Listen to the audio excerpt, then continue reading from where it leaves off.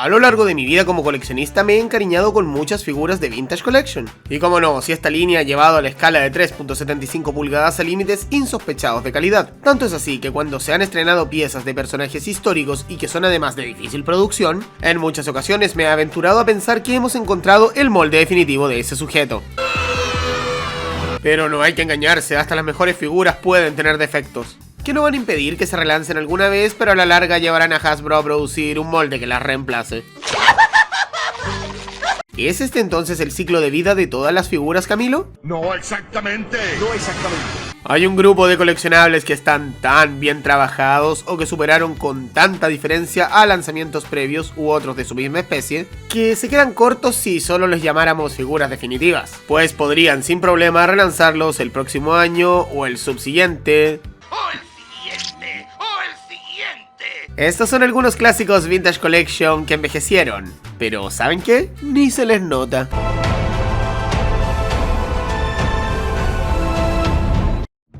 ¿Cómo están, fanáticas y fanáticos de Star Wars? Les doy la bienvenida a un nuevo video de fenómenos de figuras en su canal de siempre, Star Wars Chile Collection. El día de hoy les voy a exponer un puñadito de piezas Vintage Collection que creo firmemente que escapan de la regla general del ciclo de vida de las figuras. Es decir, por muy antiguas o clásicas que sean, porque sí, estar presente en la primera época de la colección Vintage es sinónimo de que ya no somos tan jóvenes.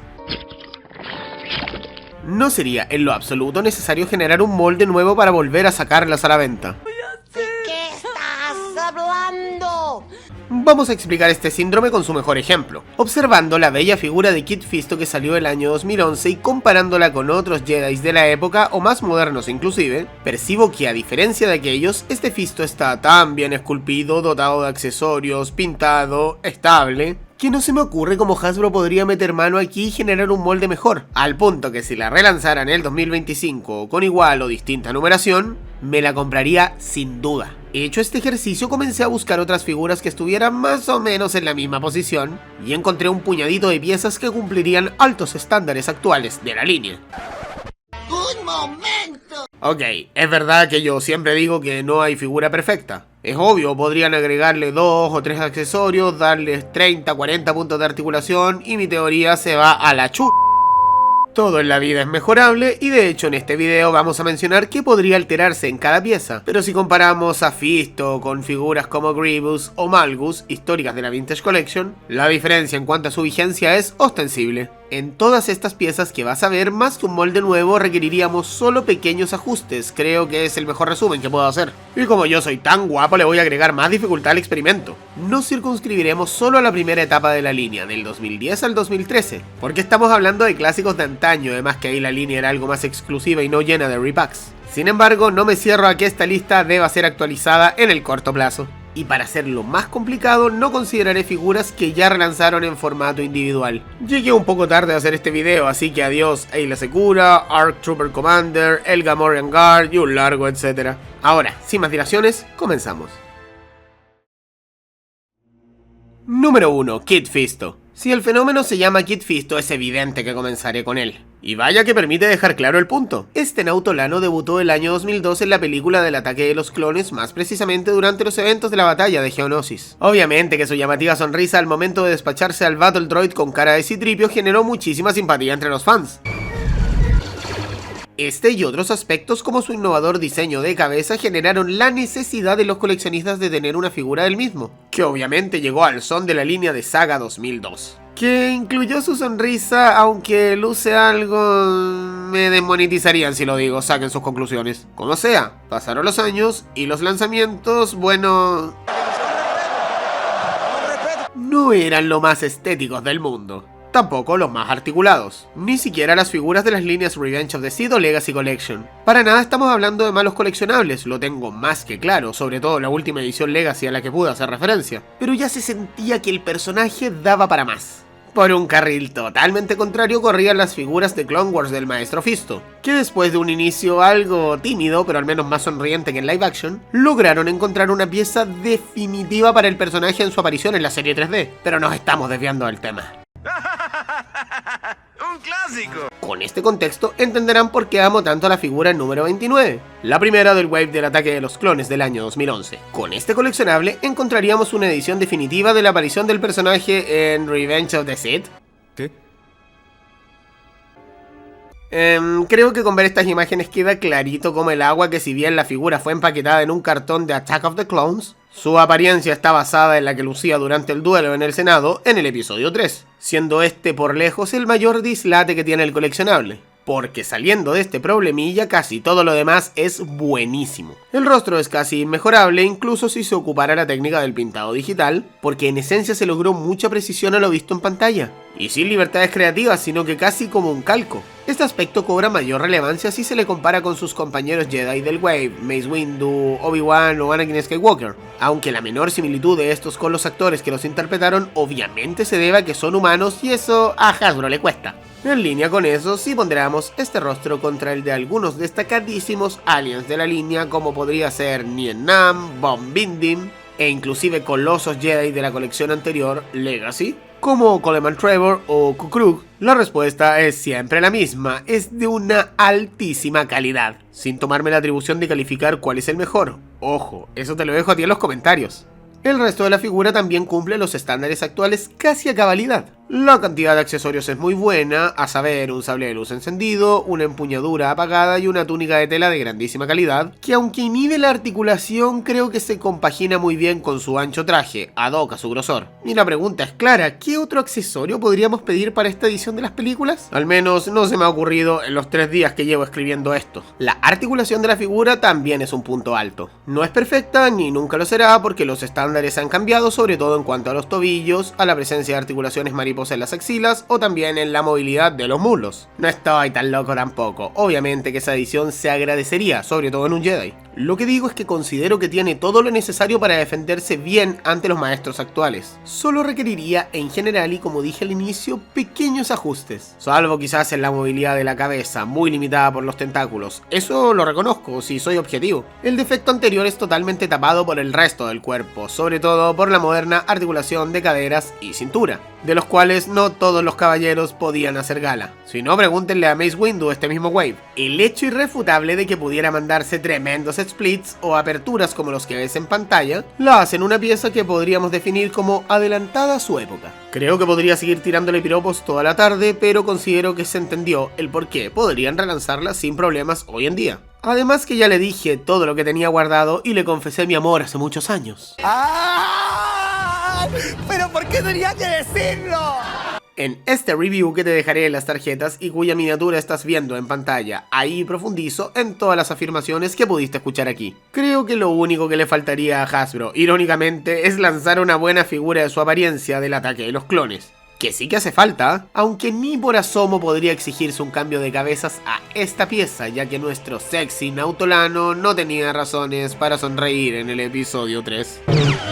Número 2. Darth Sidious The Phantom Menace. En la colección Vintage hemos obtenido a grandes rasgos 3 aspectos distintos del personaje de Sheev Palpatine. Ay, ¿tienes tantos estilos? El primero salió a la venta el año 2010 como parte del wave de Revenge of the Sith y fue muy alabado por los coleccionistas, principalmente por su elegante ropa de tela y su bien ponderado rostro, con énfasis en sus putrefactos dientes y sus ¡Ojos furiosos! pintados de amarillo. La segunda versión del personaje en la línea Vintage salió el año 2012 en otra wave temática de las precuelas y destacó por su bien esculpido rostro y la confección de tela de su ropa, que este ícono de la moda lucía en pantalla. Y que honor a la verdad, fue una mejora en 100.000% a la figura de 1999. El tercero llegó el 2021 por partida doble, en cartón individual siéndole otorgado un icónico número como el 200, y en el pack con su trono, en ambos casos con un rostro diferente. ¿Qué les costaba incluir cambio de cabeza en ambos lanzamientos si ya estaban hechos? Determinar cuál de los 3 es el mejor no solo excede del objeto de la investigación o es infructífero, sino que es derechamente porque a diferencia de muchos personajes, aquí depende netamente de las preferencias de cada uno, ya que las 3 figuras son bastante buenas y muy similares. Al final el molde no ha cambiado mucho en casi 15 años, pero de nuevo, volvamos al foco. Me decanto por pedir el relanzamiento de la edición del episodio 1 porque creo que cumplió muy bien los fines del personaje en dicha película. Y además, no debería tener mayores modificaciones para volver al mercado como quizás sí la del episodio 3. Me explico. Darth Sidious aparece muy poco durante la amenaza fantasma, mayoritariamente como holograma dicho sea de paso, y nunca en poses de acción. Los elementos que se requieren entonces para tener un Palpatine óptimo de esta película son un capuchón que le tape harto el rostro, un molde con buena estabilidad y una túnica muy ancha. Todo ello lo cumple a la perfección. Si a eso le adicionamos que tiene un gran trabajo de pintura en su cabeza y rostro con esas notorias entradas en su pelo inclusive, ¡Mis ojos! Muy bien, muy bien. y que además viene un sable de luz que no vimos en pantalla y por ende no era exigible, nos da como resultado una buena figura que con pintado digital quedaría súper moderna y lista para reempacarse. El coleccionable del episodio 3, insisto en el punto, también es una figura hermosa, que dentro de mi cabeza peleó palmo a palmo con su tocayo de la amenaza fantasma para salir en este ranking. Pero creo que hay dos puntos que sí debiesen revisarse para un relanzamiento futuro. El primero es el birrete o ropa de tela pequeña que luce sobre su túnica, que siempre consideré quedó muy felpudo en la línea vintage. Y en segundo lugar, la holgura de la referida túnica. Creo que para representar de una buena manera el aspecto del emperador en las escenas del duelo en el Senado contra el maestro Yoda, su traje debería ser más ancho. Este aspecto, por cierto, no es solo estético, influye en materia de articulación. Pues para posarlo en escenas de batallas osadas, creo que es necesario subirle un poco la túnica, como ves en esta imagen de los geniales colegas de Bantha School. Estos dos factores me arriesgo a decir que pasaban desapercibidos, porque insisto, la figura es espectacular. Pero la llegada de este aspecto del personaje a la línea Black Series en 2024 los dejó patentes. Irónico. Hasbro exponiendo a Hasbro. Si quieres más detalles de esta pieza 6 pulgadas que ha sido uno de los lanzamientos más mediáticos del año, te invito a ver mi revisión de la misma. Por estas razones, y partiendo de la base que uno de los dos debía estar en esta configuración, me quedo con Darth Sidious de la amenaza fantasma. ¿Estás de acuerdo conmigo o crees que el molde a relanzar es el del emperador del episodio 3? Comenta y participa de este debate. Número 3. Fake Search.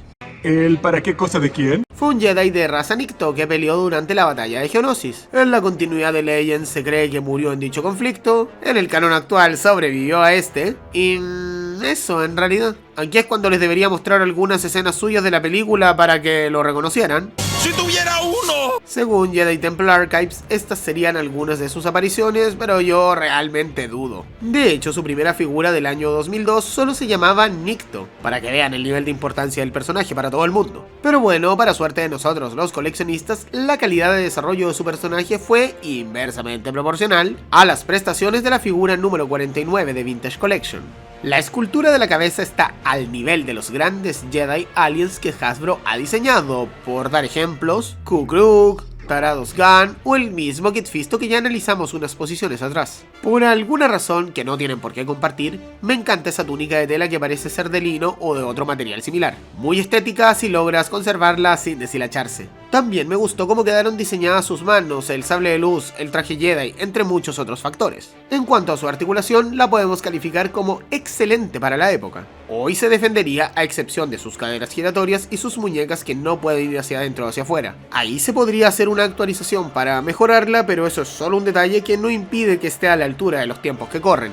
En resumen, creo que es uno de los mejores diseños presentes en figuras Jedi de la Vintage Collection, o al menos debes concederme que destacó muchísimo durante la primera etapa de la línea. Quizás, por qué no decirlo, opacando en cuanto a innovación y calidad a otros caballeros o maestros del episodio 2 de la línea como Obi-Wan Kenobi, Mace Windu o el más reciente Anakin Skywalker Padawan. Es una lástima que muy posiblemente todos estos piropos sean infructíferos y nunca se produzca el relanzamiento de esta figura de época. Porque no digamos que los Jedi secundarios son una prioridad para Hasbro en la línea Vintage Collection. Digo, si todavía no existen Ki-Adi-Mundi o Plo Koon, es muy posible que no volvamos a ver a Fake Search nunca más.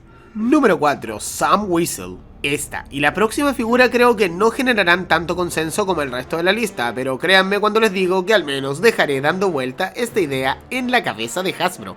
Y ella la matea. Sam Whistle fue una cazarrecompensas Claudite que apareció en el comienzo del ataque de los clones, siendo contratada por Jango Fett para matar a Padme. Y bueno, ya imaginarán cómo termina esta historia.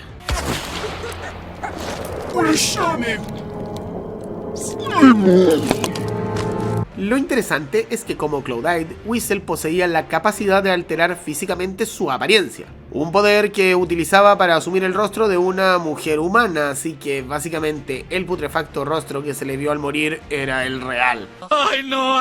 ¡Mis entrañas se destacan! Creo que hay múltiples razones para abocar por su relanzamiento, siendo la primera de ellas el trabajo de sus rostros. En una innovadora acción, esta figura incluyó un cambio de cabezas, una con su apariencia humana y la otra con su vomitivo rostro nativo. Ambas, por cierto, bien acabadas. Hoy en día, esta práctica de incluir en las figuras dos cabezas cuando sea necesario ha sido utilizada en un puñado de lanzamientos, como Din Djarin con su armadura quemada de 2020 o el nuevo Capitán Rex de 2024. Así que ya podríamos decirle adelantada a su época en este ítem. Otro aspecto que también ayuda a sindicar esta figura como la pieza definitiva de Sam Whistle es el número de accesorios, 8 en total, más que el promedio de los lanzamientos individuales actuales, por cierto, y que ayudaron a que fuera bien versátil, permitiendo a quienes gozan de recrear escenas una buena cantidad de fotos en distintos momentos de las breves apariciones del personaje en la película. Su articulación también fue bastante destacada, 23 puntos que hoy por hoy no le permitirían ser top, pero sí completamente respetable. Como último punto, creo que también es importante destacar que la ventaja que esta edición le saca a sus predecesoras es abismal, considerando que no se produjeron ni se producirán muchas más figuras de este personaje secundario. Todo lo anterior da para pensar que no es necesario tener otro molde de la cazarrecompensas. Si Hasbro quisiera mejorar lo que nos ofrece la presente figura, no le quedaría otra que hacerla deluxe, porque todo lo que sea recibir menos accesorios que los que ya nos entregaron sería directamente perjudicial para ella. Así que yo optaría por dejarla así como está y mantener la numeración. Para finalizar, me haré cargo de los pequeños defectos de los que esta figura adolece, y el por qué tampoco hace necesaria la creación de un nuevo molde. No incluyó un brazo derecho extraíble para que pudiéramos alternar con uno que estuviera con amputaciones para replicar cuando Obi-Wan la ataca en un bar, pero esto quizás hubiera atentado contra la estética de la figura y francamente si la relanzaran preferiría que solo incluya una mano extraíble, que se puede lograr sin más. En segundo lugar, su faldón, al ser plástico, correcto a mi gusto por sobre la tela en esta ocasión, le resta articulación, al punto de que no entra ni por asomo en el speeder que Hasbro preparó para el personaje dentro de la colección Saga casi 9 años atrás. En respuesta a este punto, no se le puede condenar por no ser compatible con una nave que salió a la venta tantos años antes.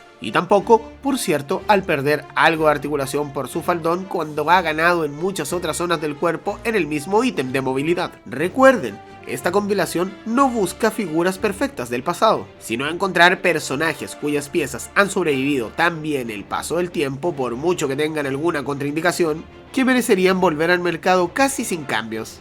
Siendo sincero, dudo que Hasbro vuelva a incursionar con esta cazarrecompensas en el futuro, pero si lo hace, no puede incluir menos accesorios que los de esta figura. Y si tengo que escoger Entre que mantenga la numeración o sea deluxe, prefiero que las nuevas generaciones tengan acceso a la pieza del 2011. Número 5. Gungan Warrior. En el 2012, con el relanzamiento de la amenaza fantasma en los cines, Hasbro tenía la obligación de entregarnos una edición definitiva, multiarticulada, con buena estabilidad y plagada de accesorios de su personaje más importante,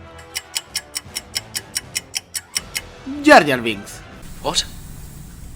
¡Déjate hablar, wea! Hueveo más, hueveo menos, este personaje carente de inteligencia tiene un aspecto muy cool, y su última figura del episodio 1 era del año 2001, destacando no tanto por su esculpido, sino por esa lengua tan larga y poco firme. Ya pasé esta etapa de doble sentido. La mesa estaba entonces servida para una pieza de élite, y la verdad es que el resultado fue súper convincente, destacando el gran trabajo del rostro, pudiendo convertirse en la mejor figura de un Gungan en mucho tiempo. ¡Un momento! Si no fuera porque ese mismo año la compañía decidió que era hora de reinventar la rueda con otro personaje genérico de la especie, el guerrero Gungan. Para ser totalmente justos, esta figura salió a la venta primero en la sublínea especial Discover the Force, que se estrenó en febrero del 2012, y luego fue reempacada en la colección Vintage en octubre del mismo año. Siendo sinceros, no fue una figura que partiera de cero. Tomó de base al Gungan Warrior de la línea Legacy año 2009, mejorando casi todos los ítems que ameritaban una reforma como su cabeza y su torso, y por ende elevando el listón de calidad de un molde que de por sí ya había traído alegrías para los coleccionistas. Considero que la pieza es muy sólida, tanto para quienes gusten de coleccionar cerrado, porque el cartón está hermoso, como para quienes deseen sacar su máximo provecho a nivel de dioramas, fotografías y juegos. Porque sí, no olvidemos que se venden en las jugueterías. El rostro está pintado con tantos detalles como los ojos o su boca de pato tan característica, que no le envidia mucho al trabajo digital en otros aliens, salvo puntuales excepciones. Continuando, su ropa también está correctamente diseñada, los pies súper bien pintados y tenemos que mirar recién a sus brazos y la articulación de los pies para notar problemas que Hasbro podría tomar en cuenta para arreglarle, en el improbable caso de que decidieran lanzarlo de nuevo, que no creo que ocurra. Si Hasbro quisiera darle espacio de nuevo a los Gundam en la línea vintage, debería confeccionar un nuevo molde para Jar Jar, porque él sí que lo requiere para poder avanzar a los altos listones que su edición Black Series dejó. Y por cierto, y aquí les doy una idea para una figura deluxe, el jefe Nas, del cual hace muchos años que Hasbro se olvidó. A este Gundam Warrior tan bien realizado, déjenlo tranquilo, porque aguanta un relanzamiento sin problemas. Los que no aguantarían un lanzamiento más sin tener un molde nuevo son estos colosos de la línea. Nada personal contra ellos, los quiero y respeto muchísimo, pero ya llegó la hora que Hasbro rehaga estos personajes. Clásicos de Vintage Collection que envejecieron, link en las tarjetas.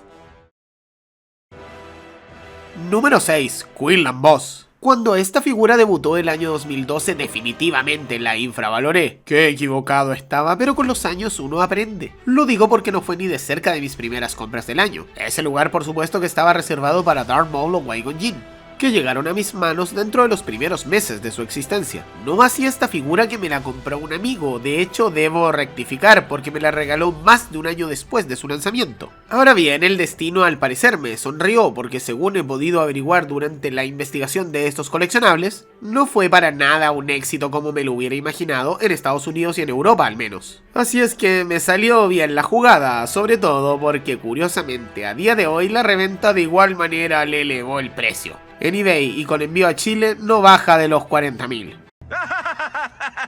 ¡Un clásico! Es comprensible en todo caso que esta figura no haya sido un boom total de ventas, porque este personaje a la fecha había realizado sus mayores proezas en los cómics de Republic. Para muestra un botón, sus dos primeros lanzamientos se produjeron en comic packs de las líneas 30 aniversario y Legacy respectivamente, con atuendos que lucía en dichas historias. Hasbro aquí se arriesgó, porque incluyó al personaje dentro de su wave de la amenaza fantasma con el outfit que usó durante la película. Sí, estuvo presente en Tatooine y lo puedes divisar cuando Sebulba intenta pitearse a Jar Jar Binks, ahí haciendo... Nada. ¿Qué? ¿Ya me oíste?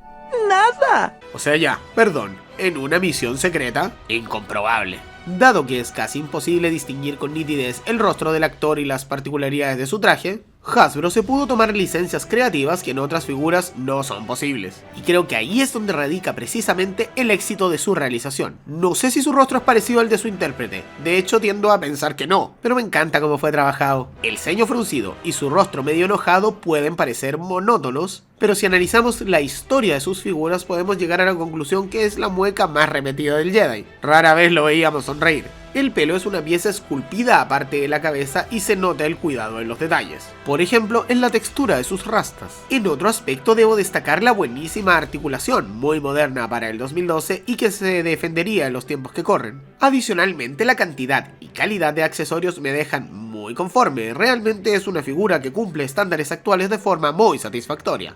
Puede que la descripción de las virtudes que les doy sea muy similar a la de otros Jedi, pero es que una imagen vale más que 1000 palabras. Esta figura, como un todo, luce ¡espectacular! Creo que la pintura de su traje es lo que nos permite darle mayor calificación que un Jedi como Windu, como Obi-Wan, Qui-Gon Jinn y etc. Si Hasbro pretendiera volver a lanzar un Quinlan Boss, debería dar prioridad al atuendo que luce durante la temporada 3 de la Guerra de los Clones, o los capítulos sin terminar del arco Discípulo Oscuro. Sería genial una combinación con Asajj Ventress.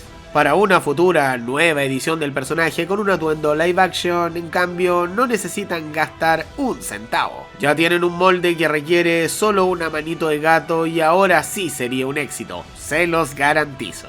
Si te está gustando esta recopilación, te invito a darle un me gusta al video y dejarme saber en comentarios si estás de acuerdo con mis selecciones o crees que faltan o sobran exponentes de la línea. También te invito a suscribirte si eres nuevo o nueva por aquí. Y para quienes deseen colaborar un poco más con el crecimiento de este proyecto, los animo a dejar una colaboración a través de un super gracias ahí abajo. Créanme, ayudarán a que puedan seguir disfrutando de estas investigaciones. Número 7. El Magna Guardia. En la línea Black Series difícilmente la figura del guardaespaldas de Grievous pueda quitarle el primer lugar en el podio de los droides separatistas al colosal Super Battle Droid. En la colección Vintage, en cambio, prácticamente no existe debate. Ese primer lugar se lo lleva a la fecha de grabación de este video este hermoso espécimen llamado Magna Guard, que fue lanzado a la venta el año 2010 con el número 18. Ah, y para dejarlo en claro, en ninguna de ambas escalas el Battle Droid B1 podría pelear el primer lugar. Lo lamento, pequeñín.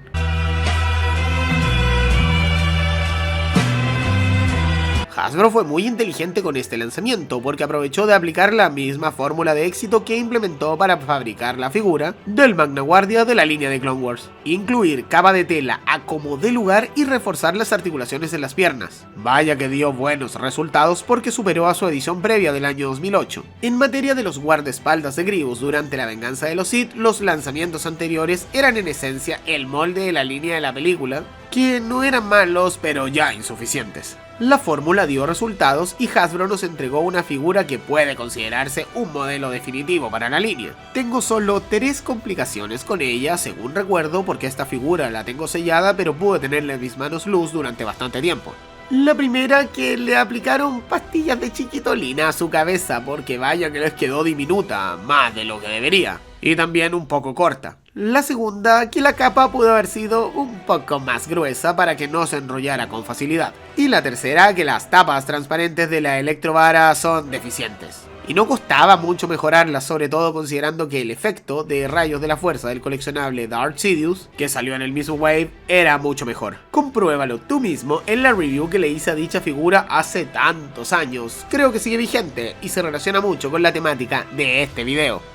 Dicho lo anterior, a grosso modo todo lo demás de esta figura funciona y sigue más vigente a día de hoy. La capa es una delicia a nivel de modelo y costura, con efectos de desgaste a los cuales el tiempo parece no pasarles. La estabilidad de este mono, pese a ser delgado, es muy buena, superior de hecho a la edición Black Series del 2023. Hasbro, ¿por qué nos haces esto? ¡Ándate a la concha de tu madre!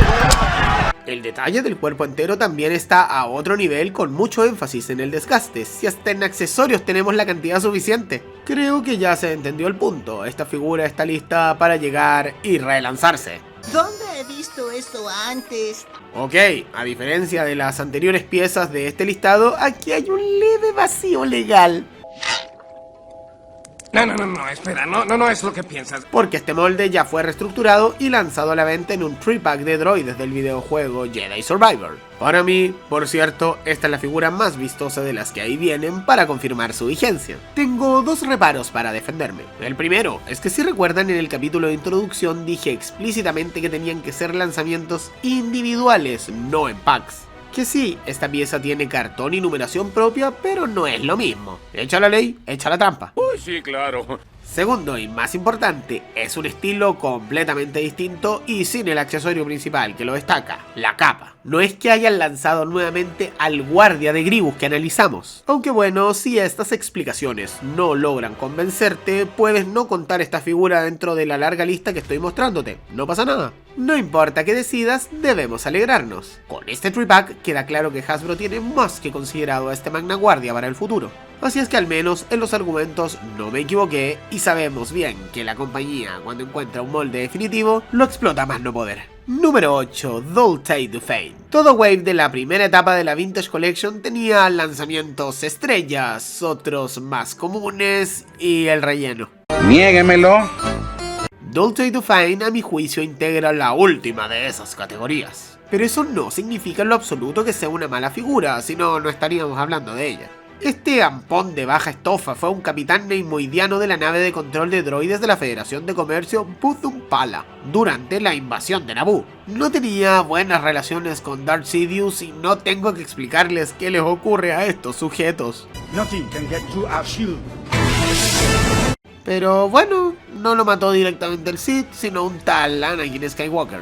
En un principio era difícil entender el por qué este personaje iba a formar parte de la wave conmemorativa de la amenaza fantasma por su reestreno en 3D, sobre todo porque hay al menos 2 neimoidianos que se lo merecían mucho más. El senador Lord Dodd por una parte, cuya figura data del 2002 y que además había ganado mucha relevancia en la serie de Clone Wars por esos años, y el virrey Newt Gunray por otra, pues pese a la importancia y la cantidad de tiempo en pantalla con el que contó en las precuelas, solo había salido 2 veces a la venta. Quiero creer que quisieron matar 2 pájaros de un tiro, sacar al mercado un personaje del cual no habían fabricado figura alguna, y probar el molde para luego volver a lanzar a la venta a los más clásicos personajes de la especie. Y el experimento resultó genial. El rostro, como tantas veces he podido destacar a lo largo de esta lista, es una maravilla y su cuerpo es en extremo delgado, en correspondencia a la contextura de los nativos de Cato Neimoidia. La ropa es un aspecto muy positivo ya que luce sumamente elegante producto de la combinación entre una gran túnica de tela y unas estolas de plástico. Además, sin ser en absoluto necesario, incluyó un blaster de droide B1 que puede sostener con ambas manos. Poco importa para efectos de calificación y decisión sobre si es o no un molde relanzable, los 2 defectos que voy a señalar, siendo el primero los colores elegidos para la ropa, que en la película a mi juicio son más oscuros. Y el segundo, que cuesta un poco inicialmente ponerlo de pie porque una figura de esta naturaleza necesita más que todo permanecer en una postura única. Para la decepción de los coleccionistas que los esperaban, este molde no se usó para darnos nuevas ediciones de Lord Dodd, Newt Gunray o algún otro neimoidiano, la verdad. ¡No, God! Sino que se largó derechito ¡A la camita! a dormir, en un sueño del que parece no va a despertar. Aunque si lo hace, que no gasten recursos en modificarlo, porque pese a no ser perfecto, creo que para esta especie en donde lo más importante es el rostro, basta y sobra.